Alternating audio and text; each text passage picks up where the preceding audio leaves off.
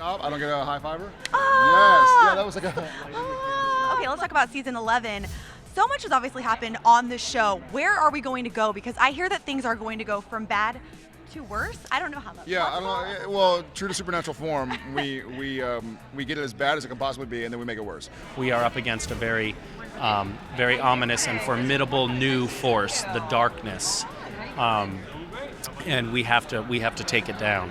What is the darkness? No one really knows at this point, right? Right. Well, exactly. As the first few episodes unfold, we will learn more about what the darkness is, but I think that it does remain quite a mysterious force for some time. I feel like you should just spill all the details about what this whole bad to worse thing is all about. I don't think there's anybody here who can fire me, so this is what's going to happen. I'm just kidding.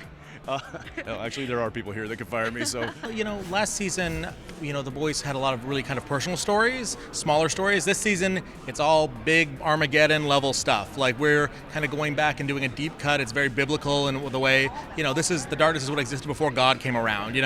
This is the thing that even God struggled to fight back. So Sam and Dean alone against it, it's going to be very difficult for them. What do you think has to happen this season? Well, I'm dead, so I've got very little. Well, are you dead though? Because I feel like it was. Are you? Can you confirm that? I can confirm that. I pretty much can confirm that I'm dead. I'm No. pretty sure. Yeah. You're at Being Comic-Con. dead well, I'm always at Comic-Con. That is true, actually. No matter what. That so. is true. So the darkness obviously has arrived, and it's pre-biblical, and the boys have no idea, nowhere to start, no one to go to ask. We don't have Bobby anymore, or Rufus, or Dad, or we don't have any of our buddies, and Cass doesn't know a lot about it.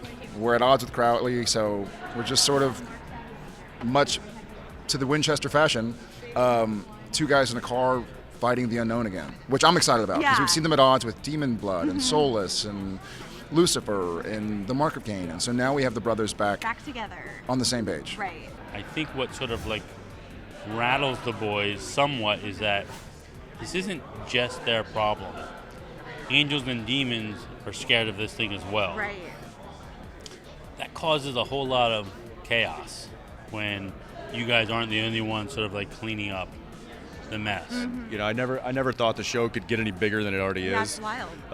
But it somehow manages to reinvent itself constantly, and so which is great because then the characters kind of get reinvented and the whole storyline gets reinvented. And what I really like about or at least potentially about what's going to happen in the show is the unity that's happening between the characters. There's going to be alliances made. The brothers are back together, kind of fighting a common cause.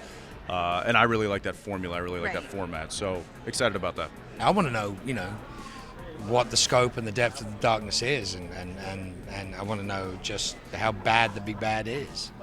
I want to know what happens to the boys. I mean, are they going to have to pay for the years of taking care of themselves and perhaps not taking the right path? We'll see. I mean, I'm fascinated to see how they get out of this one.